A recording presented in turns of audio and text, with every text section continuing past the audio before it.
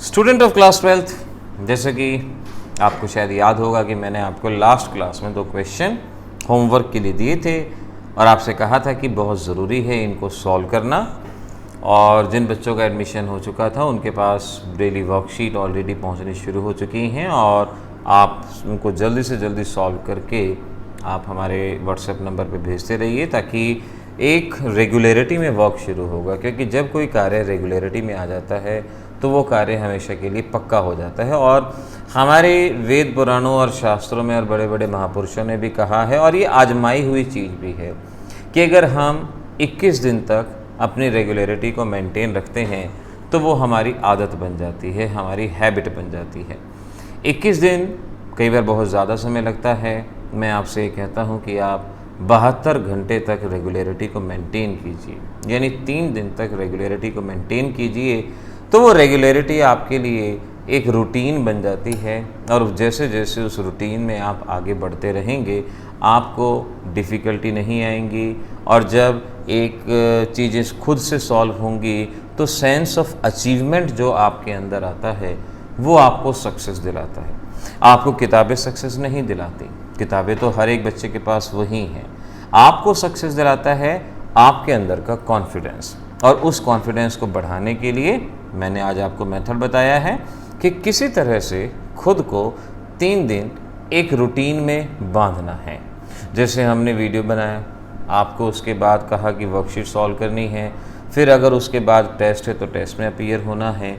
3 दिन तक इसको फॉलो किया और फिर धीरे धीरे अगले 3 दिन ऐसे करते करते टोटल 21 डेज़ का एक पूरा कोर्स होता है। 21 डेज़ कहते हैं कि खुद को अब बिल्कुल स्ट्रॉन्ग बनाने के लिए, ताकि आप डेडिकेटेडली उस रास्ते पे बढ़ सकें। और 21 डेज़ तक अगर आपने इसको फॉलो कर लिया तो यकीन मानो आपको कोई हरा नहीं सकता।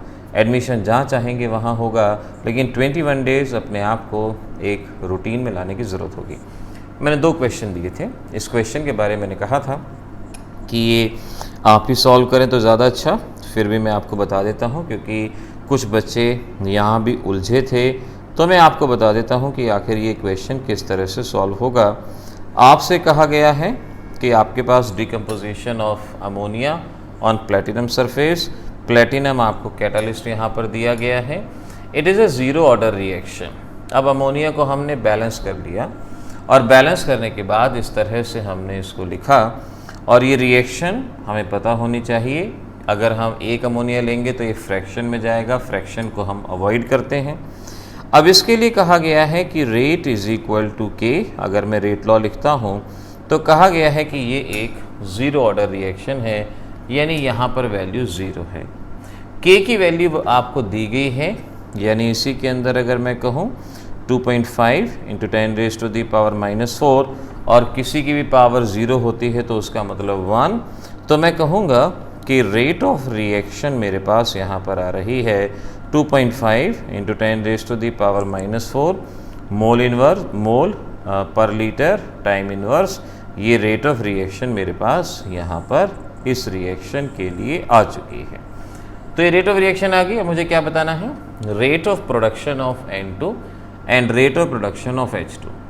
याद करो सेकंड और थर्ड लेक्चर में मैंने आपको बताया था रेट ऑफ प्रोडक्शन का मतलब रेट ऑफ फॉर्मेशन, कि rate of formation of N2 अगर मुझे बताना है तो मैंने फार्मूला बताया था coefficient into rate of reaction. Coefficient into rate of reaction. अगर आपको N2 के लिए रेट ऑफ फॉर्मेशन बताना है, प्रोडक्शन का मतलब फॉर्मेशन, तो कॉफिशिएंट कितना है 1 और रेट ऑफ रिएक्शन कितना है 2.4 × 10⁻⁻⁴। सॉल्व करके यही जवाब 2.4 × 10⁻⁻⁴ मोल पर लीटर पर टाइम, ये हमारे पास rate of production of N2। और दूसरा हमसे पूछा गया था rate of formation of H2, और rate of formation of H2 same coefficient into rate, और कॉफिशिएंट H2 का कितना है? दिस इज 3, और रेट आपके पास 2.5 × 10⁻⁻⁴, सॉल्व करके 7.5 × 10⁻⁴ मोल पर लीटर पर टाइम, ये आपका जवाब रहेगा। तो आपका जो सेकंड क्वेश्चन था उसका ये आंसर है बुक में ये डिफरेंट मेथड से बड़ा बना के सॉल्व कर दिया जाता है, कोई ज़रूरत नहीं है। इस मेथड से बड़ी आसानी से सॉल्व हो रहा है, हर एक बच्चे के लिए अंडरस्टैंड करना आसान रहेगा। अब मैंने जो आपको पहला क्वेश्चन दिया था जिसके बारे में कहा था कि इम्पॉर्टेंट है और वो आपने मुझे सॉल्व करके ही बताना है, और इसमें बहुत बच्चे आधा क्वेश्चन तो ठीक कर गए, लेकिन आधे क्वेश्चन में उनसे गलती हुई थी। इसका ले लो स्क्रीनशॉट, और अगर पहले से है तो स्टेटमेंट सामने रखना, क्योंकि मैं आगे बढ़ता हुआ बताता जाऊंगा। ध्यान से देखो क्या कहा गया। For the reaction rate law given है, के गिवन है, आपको दो बातें बतानी है। एक तो ये है और एक बी है। Calculate the initial rate when ए इतना बी इतना। पहला पार्ट बहुत आसान है, क्या करना है, के की वैल्यू गिवन है, ए की वैल्यू गिवन है, बी की वैल्यू गिवन है। ए, बी और के इनकी वैल्यू को डायरेक्ट पुट कर दें।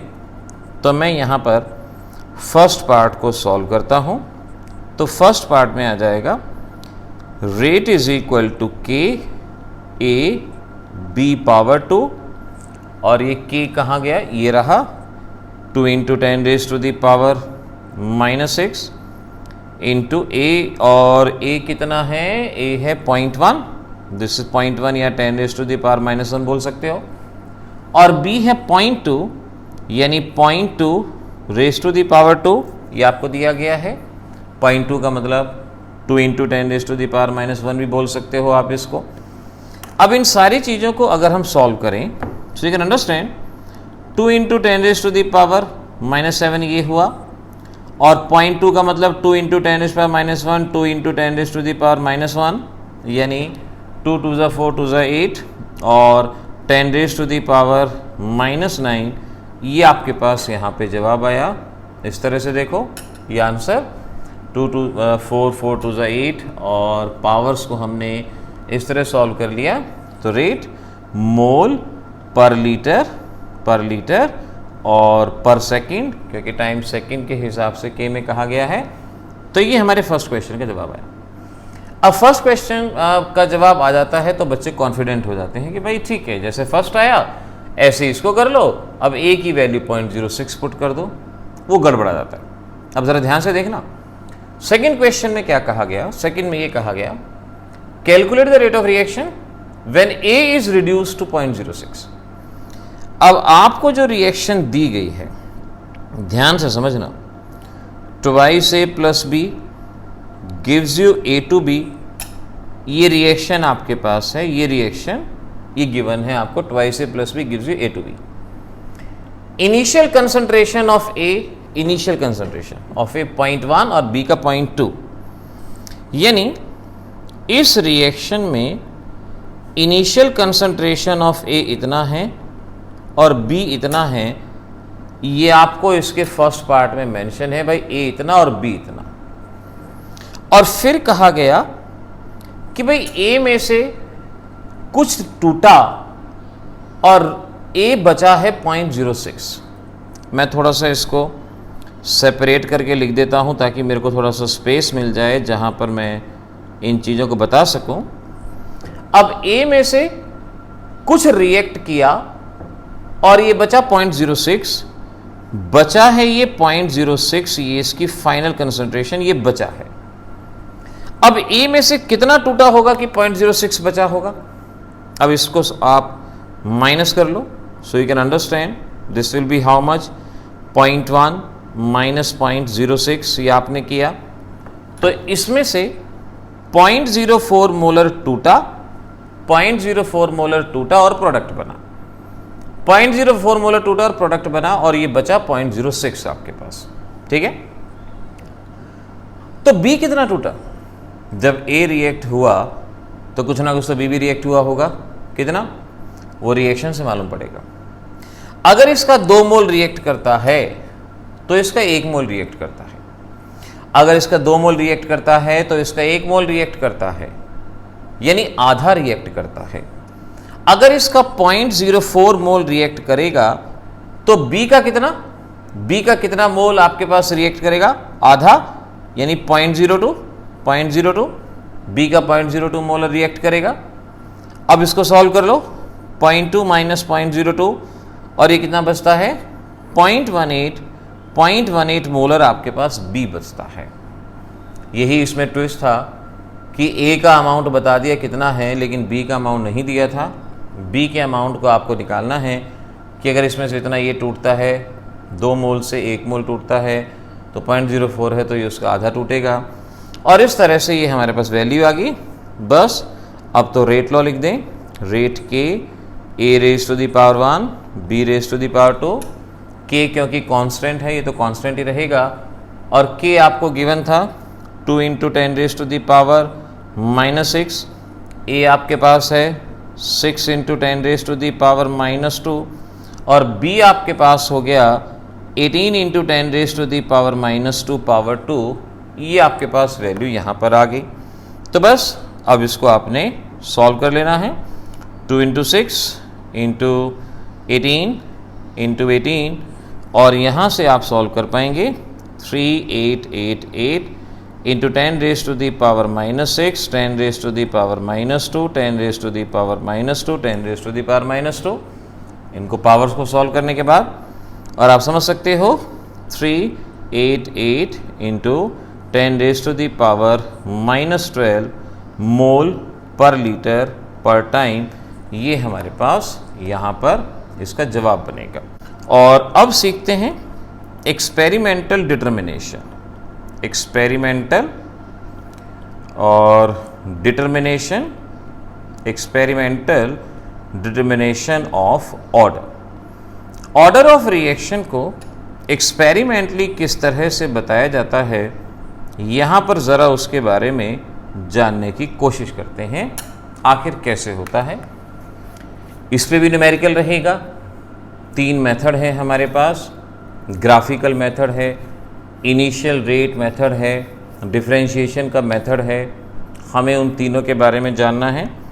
सबसे पहले हम बात करते हैं ग्राफिकल मेथड की, कि ग्राफिकल मेथड में किस तरह से इस चीज़ को इस्तेमाल किया गया, कैसे ऑर्डर ऑफ रिएक्शन वगैरह के बारे में बात की गई। नाउ सपोज आपके पास रिएक्शन है, ए गिव्स यू प्रोडक्ट। ये कोई भी आपके पास रिएक्शन है। अब ये पुराना मेथड है, जब आपके पास इतने बढ़िया डिवाइस नहीं थे, आप अच्छे से कैलकुलेशन नहीं कर सकते थे, तो ये पुराना मेथड है। तो वहाँ पर मान लेते थे कि भाई ये रिएक्शन हो रही है, और सपोज अगर ये रिएक्शन फर्स्ट ऑर्डर है तो हमारा एक्सप्रेशन ऐसे आएगा। सपोज ये रिएक्शन अगर सेकंड ऑर्डर है तो हमारा एक्सप्रेशन यहाँ पर कुछ इस तरह से आएगा। और सपोज ये रिएक्शन अगर हमारे पास थर्ड ऑर्डर है तो हमारा एक्सप्रेशन इस तरह से आएगा। ऐसे अपने हिसाब से मान लेते थे, third order, second order, first order वगैरह मान लेते थे अपने हिसाब से, और फिर इनके लिए इसके विद रिस्पेक्ट ग्राफ लिया करते थे। अब देखो ग्राफ कैसे लिया करते थे वो मैं आपको सिखाता हूं। ग्राफ ऐसे लिया करते थे कि रेट और कंसंट्रेशन के बीच में, यानी रेट जो आई और कंसंट्रेशन पावर 1। अब जैसे पहले एक्सप्रेशन में कंसंट्रेशन पावर 1 है तो पावर 1, दूसरे में कंसंट्रेशन पावर 2 है तो वाई एक्सिस पे रेट लिया, और यहाँ कंसंट्रेशन पावर 2, रेट और कंसंट्रेशन पावर 3। इस तरह से यहाँ पर एक्सप्रेशन लिख लेते थे और उनके ग्राफ देखते थे। कंसंट्रेशन पे क्या रेट ऑफ रिएक्शन आती है वो निकालते थे, और देखते थे कि जहाँ भी ग्राफ हमारा स्ट्रेट लाइन आ रहा है उसी को एक्चुअल ग्राफ मान लिया जाता था। इन सभी ग्राफ्स के अंदर हम देख सकते हैं कि हमारा सेकंड ग्राफ एक स्ट्रेट लाइन ग्राफ आ रहा है, और जो भी ग्राफ स्ट्रेट लाइन आता था उसी को एक्चुअल रेट लो मान लिया जाता था। तो अगर हमने इस रिएक्शन के लिए 3 ये पॉसिबल एक्सप्रेशन लिखे और फिर वहाँ पर कहा कि भाई ये एक्चुअल ग्राफ आ रहा है, ये इसका एक्चुअल रेट लॉ हमारे पास प्रेजेंट है, तो हमारा जवाब हो गया कि इस रिएक्शन का ऑर्डर रहेगा 2, क्योंकि कंसंट्रेशन और रेट के बीच में ग्राफ स्ट्रेट लाइन आ रहा है। ये रहेगा हमारा सेकेंड ऑर्डर रिएक्शन ये यहाँ पर जवाब बना। लेकिन ये एक पुराना मेथड था, 100% एक्यूरेट मेथड भी नहीं था। फर्दर जहाँ तक लिमिटेशन की हम बात करें तो ये मेथड सिर्फ और सिर्फ उन्हीं रिएक्शन के लिए था जहाँ पे वन रिएक्टेंट प्रेजेंट था, and this is applicable only for those reaction which possess only one reactant. वहाँ के लिए ये एप्लीकेबल था, बाकी रिएक्शन में एप्लीकेबल नहीं था, और इसी वजह से इस मेथड को डिस्कार्ड कर दिया गया, इसे कंसिडर नहीं किया गया। लेकिन इसके ऊपर एक क्वेश्चन है जो हम कहेंगे क्लासिकल क्वेश्चन है, जो एग्जाम में ज़रूर आता है। ज़रा एक बार देखना, graph between rate and concentration give straight line parallel to the X axis, X axis के पैरेलल है, प्रिडिक्ट ऑर्डर। ये कहा गया कि ग्राफ हमने खींचा और ग्राफ लिया गया रेट और कंसंट्रेशन के बीच में। यहां अगर कंसंट्रेशन है, यहां अगर रेट है, इनके बीच में ग्राफ लिया गया, and this was parallel to the X axis. ये एक्स एक्सिस के पैरेलल था। आपको बताना है कि इसका ऑर्डर क्या रहा होगा। देखो इसका मतलब क्या हुआ, इसका मतलब ये हुआ कि कंसंट्रेशन में कितना भी बदलाव ले आओ, रेट ऑफ रिएक्शन पे फर्क नहीं पड़ता।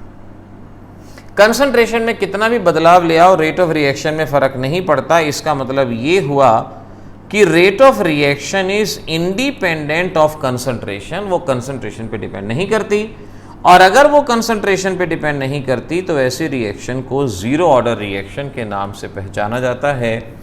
ये जीरो ऑर्डर रिएक्शन यहां पर बनती है। तो ऐसे हम कहेंगे कि ग्राफिकल मेथड पुराना ज़रूर है, लेकिन ये क्वेश्चन इसका बहुत क्लासिकल क्वेश्चन है। ये आप इसको तैयार कर लेना, ये क्वेश्चन आपका बन गया। तो फर्स्ट मेथड ग्राफिकल, इतना ही करना था।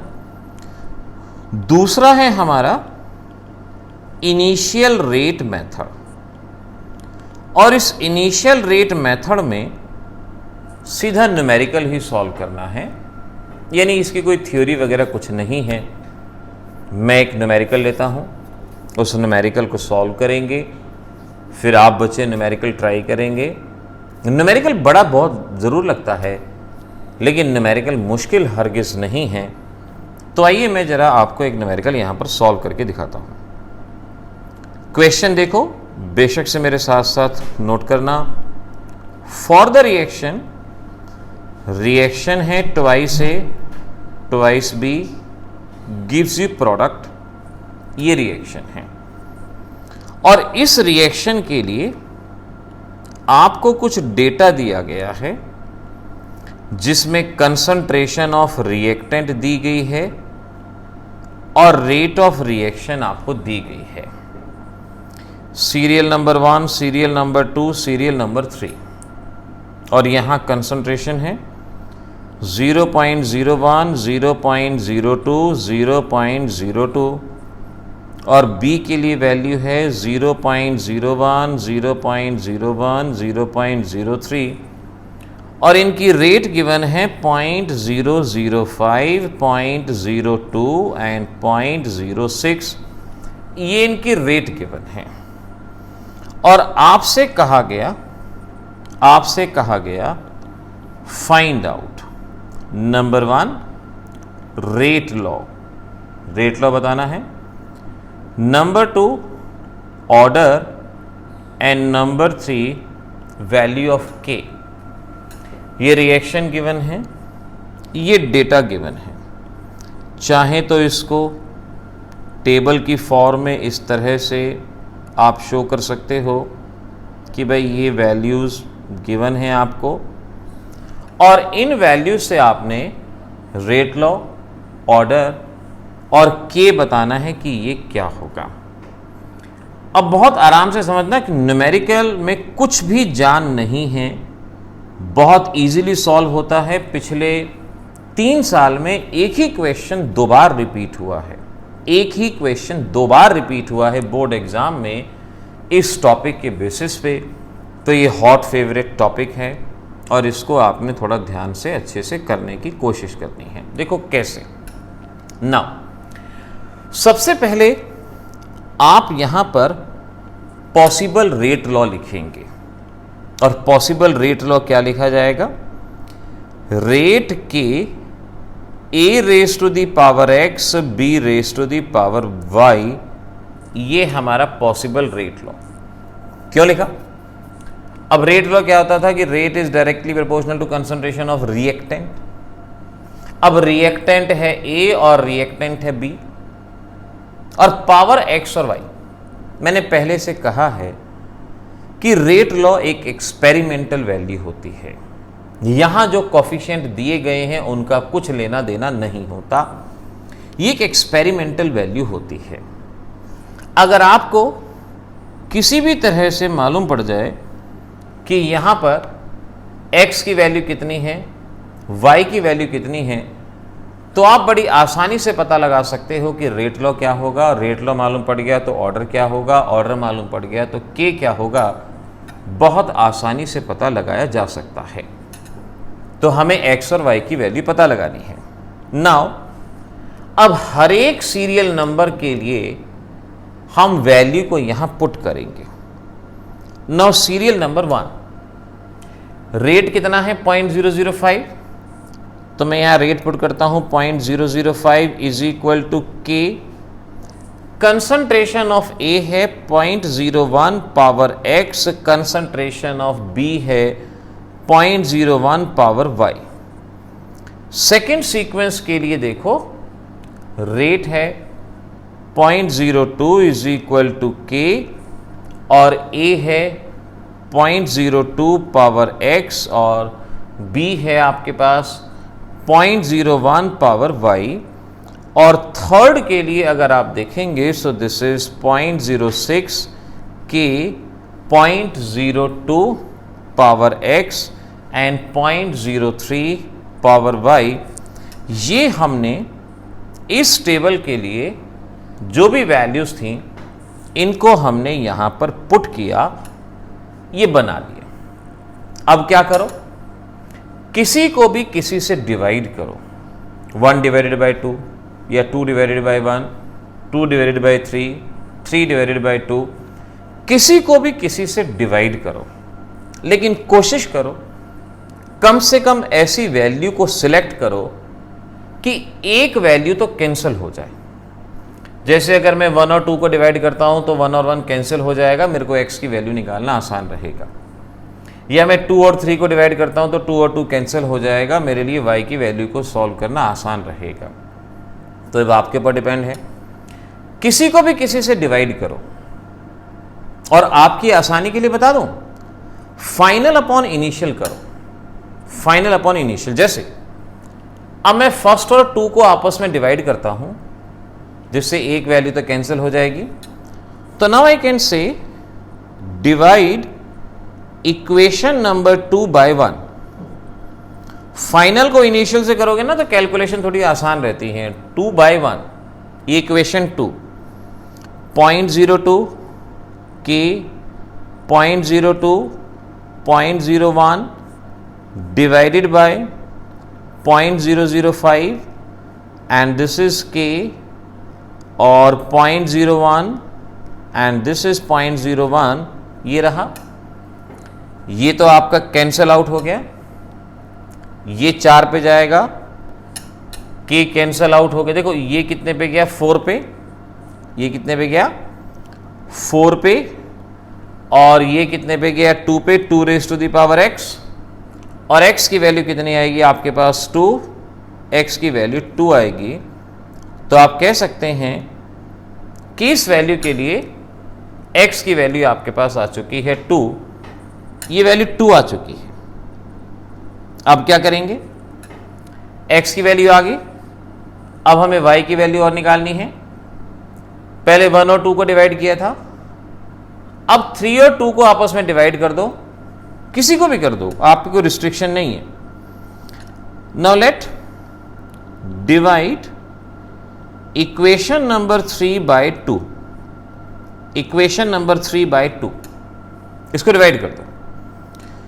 तो equation number 3, this is 0.06 is equal to k and this is 0.02 power x, और x कितना आ चुका है, x आ चुका है 2, x आ चुका है 2, and 0.03 power y divided by equation number 2 which is again 0.02 k, 0.01 power x और x आ चुका है 2, 0.01 पावर y। k से k कैंसिल आउट हो जाएगा। आप देखिए देख पाएंगे ये 0.01 नहीं 0.02 है, दिस इज 0.02। और अब यहां पर जो कैंसिल आउट होता है ये कैंसिल हुआ, ये कैंसिल हुआ, ये कितने पे चला जाएगा 3 पे, वो कितने पे चला जाएगा 3 पे, और y की वैल्यू सॉल्व करके कितनी आएगी 1, y विल बी 1। इस तरह से आपके पास x की वैल्यू आ गई और y की वैल्यू आ गई। देखो हमने बहुत आराम से काम किया। हमें जो रिएक्शन दी गई थी, इस रिएक्शन के लिए हमने पहले a और b लिए, कोफिशिएंट को x और y लिया क्योंकि एक्सपेरिमेंटल मेथड है, जो यहाँ है उसको नहीं ले सकते, x और y लेंगे, क्या पता ये क्या रहा है। और फिर हमने इस पॉसिबल रेट लॉ की वैल्यूज़ को इस टेबल में से पुट किया। इक्वेशन नंबर 1, रेट के नीचे रेट लिखेंगे, a के नीचे a लिखेंगे, b के नीचे b की वैल्यू, ऐसे ही रेट और ये a और ये b, इस तरह से। फिर किसी को किसी से डिवाइड करना है, कोशिश ये करो कि कैंसिल आउट हो जाए। हमने 2 को 1 से डिवाइड किया, 1 को भी 2 से भी डिवाइड किया जा सकता था, लेकिन कई बार कैलकुलेशन में थोड़ा सा मुश्किल लगता है, तो हायर अपॉन इनिशियल या फाइनल अपॉन इनिशियल। और इस तरह से सॉल्व करके हमारे पास x की वैल्यू आ गई थी 2, x की वैल्यू 2। फिर हमने थर्ड को 2 से डिवाइड कर दिया और इस तरह से y की वैल्यू आ गई हमारे पास 1, y आ गया 1। अब आपको बताना क्या था, आपको रेट लॉ, ऑर्डर और k बताना था। तो अब हमारे आंसर आ जाएंगे। पहला, rate law is equal to, अब पॉसिबल रेट लॉ था k a raise to the power x। अब x की वैल्यू कितनी आ चुकी है आपके पास, x की वैल्यू 2, और y की वैल्यू कितनी आ चुकी है 1, y 1 आ चुका है, और x हमने यहां फाइंड आउट किया था 2, और ये y 1 आ चुका है। सेकेंड ऑर्डर बताना था आपको, ऑर्डर कितना हो जाएगा, सम ऑफ द पावर 2 + 1 3। थर्ड आपको k की वैल्यू बतानी है k। तो k की वैल्यू बताने के लिए देखो क्या करो, k की वैल्यू बताने के लिए पहले तो लिखो रेट लो, जो आपने फर्स्ट में बताया वो रेट लो लिखो, और फिर किसी भी एक सीक्वेंस की वैल्यू पुट कर दो, क्योंकि k क्या है, रेट कांस्टेंट, जो हमेशा कांस्टेंट रहता है, जो हमेशा कांस्टेंट रहता है। सीक्वेंस नंबर 1 की वैल्यू को वहां पर पुट कर दो। तो सीक्वेंस नंबर 1 में रेट गिवन है 0.005, 0.005 k, a की वैल्यू 0.01 पावर 2 और b की वैल्यू 0.01 पावर 1। और यहां से जब आप k को सॉल्व करेंगे तो 5 × 10⁻³ हो जाएगा, डिवाइडेड बाय 1 × 10⁻² और 1 × 10⁻²। ये आपके पास यहाँ पर, और एक और है आपके पास 0.01, यानी अगेन 1 × 10⁻², ये रहेगा। बल्कि इन तीनों को अगर मैं इकट्ठा ही लिख दूँ तो ज़्यादा अच्छा है। So this is, we can say 1 × 10⁻², 1 × 10⁻², 1 × 10⁻²। तो k इज इक्वल टू 5 × 10⁻³ और दिस इज 5000 k की वैल्यू। k की वैल्यू 5000 आ गई। अब इसकी यूनिट बतानी है आपको। यूनिट के लिए मैंने आपको सिखा रखा है क्या होता है, मोल 1 - n, litre n - 1 time inverse, ये होता है आपके पास। n क्या है, ऑर्डर, और ऑर्डर कितना है 3, ऑर्डर कितना है 3, तो n की वैल्यू 3, कितना बचा -2, ये कितना बचा 2। तो यूनिट आएगी litre square mole -2 time inverse, ये यूनिट आएगी। न्यूमेरिकल बड़ा जरूर है लेकिन मुश्किल नहीं है। इस न्यूमेरिकल के डिफरेंट स्क्रीनशॉट्स ले लो आप। हमने रेट वगैरह लिखा, एक को दूसरे से डिवाइड किया, दूसरे को इससे डिवाइड किया, और इस तरह से हमने यहाँ पर अपनी वैल्यू को सॉल्व किया। ये हमारे जवाब आ गए। एक और क्वेश्चन यहाँ पर हम सॉल्व करते हैं और देखते हैं कि क्या आंसर उस केस में आ सकता है। लेकिन बात यही है कि प्रैक्टिस जब तक आपकी नहीं होगी तब तक बात नहीं बनेगी। प्रैक्टिस आपकी होनी चाहिए। जितनी स्ट्रांग वो प्रैक्टिस आपकी बनेगी उतना आपके लिए बेटर होगा। चलो यहाँ पर एक और न्यूमेरिकल ट्राई करते हैं। एक और न्यूमेरिकल ट्राई करते हैं, हमारे पास क्या बनता है, एक और करते हैं। नाउ इसको ध्यान से कोशिश करो कि मेरे साथ साथ आप सॉल्व करो तो अच्छा रहेगा। फॉर रिएक्शन है twice A plus B gives you C plus D. Find out number 1 rate law, number 2 order, number 3 K, number 3 K, and number 4 rate of reaction when A is 0.8 and B is 0.5, 4 चीज़ें, और values दी गई हैं आपको। Serial number, पहले मैं serial number ले लेता हूँ यहाँ पर, तो सिंपल शॉर्ट में, और फिर concentration of A, concentration of B और रेट, ये गिवन जैसा कि पिछले न्यूमेरिकल में था।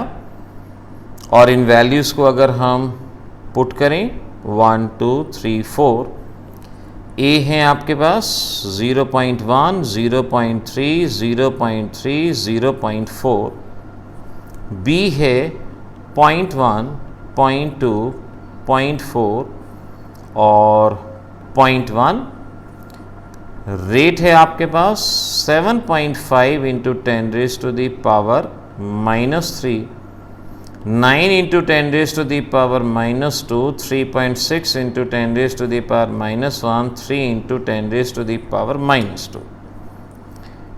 टेबल की फॉर्म में इसको बना लिया जाए, अच्छा रहेगा, जिससे कि हम बाद में सॉल्व करते वक्त पूरा विजुअल सामने रहेगा। ये टेबल आपको दी गई है। 4 चीज़ें बतानी है, रेट लॉ, ऑर्डर के, और बाद में रेट ऑफ रिएक्शन। अब अगर आपने पिछले न्यूमेरिकल की प्रैक्टिस करी तो ये हरगिज़ मुश्किल नहीं होगा, लेकिन फिर भी थोड़ा सा इस पे ध्यान देने की ज़रूरत डेफिनेटली है।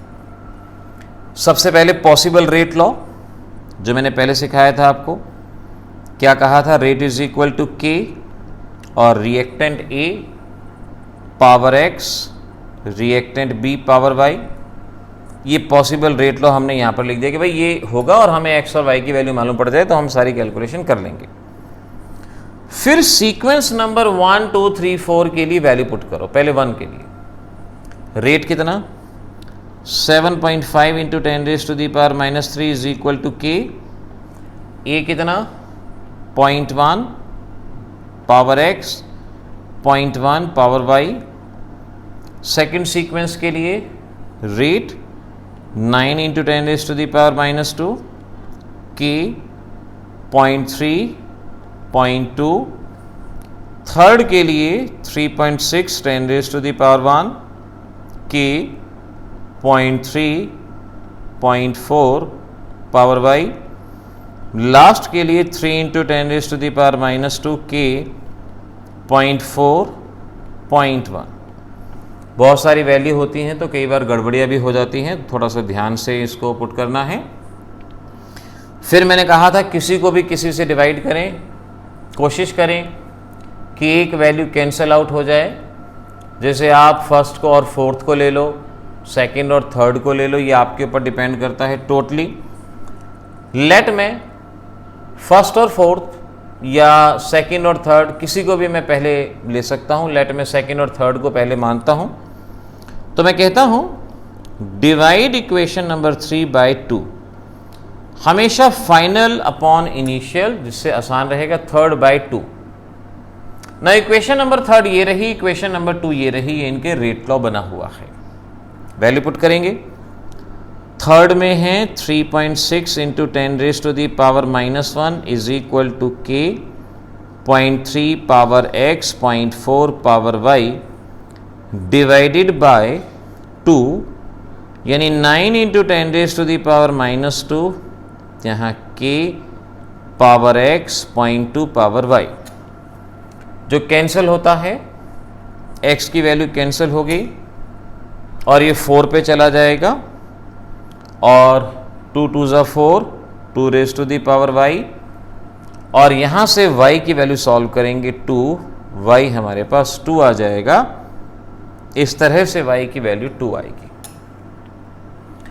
थोड़ा दिमाग लगता है लेकिन हरगिज़ मुश्किल नहीं है। अब किसी और को किसी से, लेट मैं 1 और 4 को सिलेक्ट करता हूँ ताकि 0.1 कैंसिल आउट हो जाए। तो मैं कहता हूँ डिवाइड इक्वेशन 4 बाय 1। इक्वेशन 4 को 1 से डिवाइड कर दो, तो 4 और 1 की वैल्यू वहाँ से हम ले लेंगे। So let's see, 3 into 10⁻⁻2, fourth की value k, 0.4 power x, 0.1 power y, इन वैल्यूज को लिया, डिवाइडेड बाय 1, और 1 में आ रहा है 7.5 into 10⁻⁻3 k, 0.1 power x, 0.1 power y, और यहाँ से ये cancel out, k cancel out. अब आप खुद देख लो, 10⁻⁻2 है, 0.3 है, कितने पे जाएगा, 4 पे, और 0.4 अपॉन 0.1 4 पे, और x is equal to 1। y की वैल्यू आ गई, x की वैल्यू आ गई। अब आंसर्स लिखना शुरू करेंगे। सबसे पहले रेट लॉ, हमारा रेट लॉ क्या हो जाएगा, rate is equal to x और y की वैल्यू को हम वहां पुट करेंगे उस हमारे रेट लॉ में। तो this is k, a⁻1 b⁻2, ये हमारा रेट लॉ आ गया। फिर हमें ऑर्डर बताना था, ऑर्डर कितना हो गया, 1 + 2, ऑर्डर हमारा 3 हो गया। फिर हमें k बताना था, और k के लिए मैंने सिखाया था आपको, rate is equal to k, यानी जो रेट लॉ दिया गया है उसी को लिखो, उसी रेट लॉ को लिखो, और फर्स्ट सीक्वेंस या किसी भी सीक्वेंस की वैल्यू पुट कर दो, फर्स्ट या किसी भी सीक्वेंस की। लेट मैं फर्स्ट की वैल्यू पुट करता हूं। रेट है 7.5 इंटू 10⁻³ k, 0.1 पावर 1, 0.1 पावर 2, और यहां से सॉल्व करके ये आएगा 7.5 litre square mole -2 time inverse. k की यूनिट ऑर्डर के हिसाब से, ऑर्डर 3 है तो k की यूनिट यही आएगी। अब इसमें फोर्थ पार्ट और था, देखो फोर्थ पार्ट क्या था, find out rate of reaction when a इतना और b इतना। आपको रेट ऑफ रिएक्शन एक बार और बतानी है, जब a 0.8 मोलर हो और b 0.5 हो।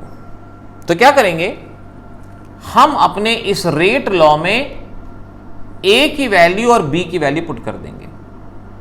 k हम सॉल्व कर ही चुके हैं, k कितना है 7.5, a 0.8 और b 0.5। तो यहां पर हम rate is equal to k, a⁻1 b⁻2, k हमारे पास 7.5, a हमें गिवन था 0.8 और b कितना था 0.5 पावर 2, ये 0.5 पावर 2। बस यहाँ से इसे सॉल्व कर लेना है आपने, और ये कितना रहेगा, सो this is 7.5 multiply by 0.8 and multiply by 0.5 multiply by 0.5, और ये सॉल्व करके 1.5 मोल पर लीटर पर टाइम ये जवाब आएगा। इस वीडियो को बेशक से इन दोनों न्यूमेरिकल को रिवाइंड करके देखना, इसको बैक करके देखना। ये न्यूमेरिकल हरगिज़ मुश्किल नहीं है, बहुत ध्यान से इन क्वेश्चंस को देखना। इसके बेसिस पे वर्कशीट के क्वेश्चन आपको व्हाट्सएप भी किए जाएंगे, आप वहाँ से भी उसको सॉल्व करने की कोशिश करना। यहाँ पर मैं आपको 2 क्वेश्चन देता हूँ, आप उन दोनों क्वेश्चन को ट्राई करना। दोनों ही क्वेश्चन इम्पॉर्टेंट क्वेश्चन हैं, आसानी से होंगे, लेकिन ज़रूरत है ट्राई करने की। एक तो वो क्वेश्चन है जो पिछले 3 सालों में आपसे 2 बार पूछा गया है, तो मैं वो सभी क्वेश्चन यहाँ दे रहा हूँ। सीरियल नंबर, A, B और रेट, और यहाँ सीरियल नंबर 1, 2, 3, पॉइंट 1 और point 2, 1.0, 1.0, 2.0. This is 2.10 into 10 raised to the power minus 3, 8.40 into 10 raised to the power minus 3, again 8.40 into 10 raised to the power minus 3. आपको बताना है find number 1 rate law, number 2 order and number 3 के। Answer भी मैं आपको बता देता हूं ताकि अगर आप सॉल्व कर लेंगे तो मुझे अगले में सॉल्व करवाने की जरूरत नहीं पड़ेगी, क्योंकि ये बहुत इजीली सॉल्व होगा। रेट लॉ आपका आएगा rate is equal to K A raise to the power 2 B raise to the power 0, order आएगा 2, के आएगा 0.21 litre mole inverse time inverse. जरा सी भी दिक्कत आए व्हाट्सएप पे मैसेज करके बेशक से मुझसे पूछ लेना, आई विल एक्सप्लेन। लेकिन ये क्वेश्चन एक तो आपको करना है, और एक क्वेश्चन जो पिछले 3 सालों में आपसे पूछा गया है। This is very very important. Reaction between A and B is first order with respect to A and 0 order with respect to B, fill all the blanks. Fill all the blanks. अब ये एक table given है आपको जहां concentration है लेकिन कुछ blanks हैं, आपको उनको फिल अप करना है।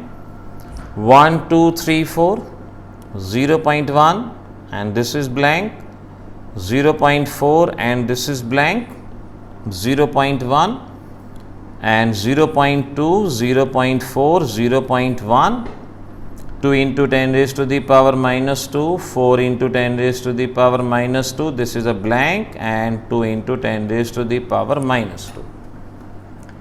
ये आपका क्वेश्चन है और मैं आपको आंसर बता दूं। सेकंड पार्ट में सॉल्व करके यहां पर आपके पास आएगा 0.2 सॉल्व करने के बाद। थर्ड पार्ट में आपके पास यहां आएगा 0.8 और इस फोर्थ पार्ट में आपके पास आएगा 0.1, ये आना चाहिए। अब इस क्वेश्चन को बहुत अच्छे से ट्राई कर लो, जरूरी है कि ये आपको आना चाहिए। रेट लॉ ऑलरेडी हिंट दिया गया है कि rate of reaction first order with respect to A, rate is equal to K A raise to the power 1 B raise to the power 0। इस हिंट को ध्यान में रखते हुए आपने इस क्वेश्चन को सॉल्व करना है। अगले लेक्चर में अगले मेथड के बारे में बात करेंगे, लेकिन उससे पहले जितने भी क्वेश्चन बताए हैं इनको ज़रूर सॉल्व कर लीजिएगा। मिलेंगे अगली क्लास में। All the best.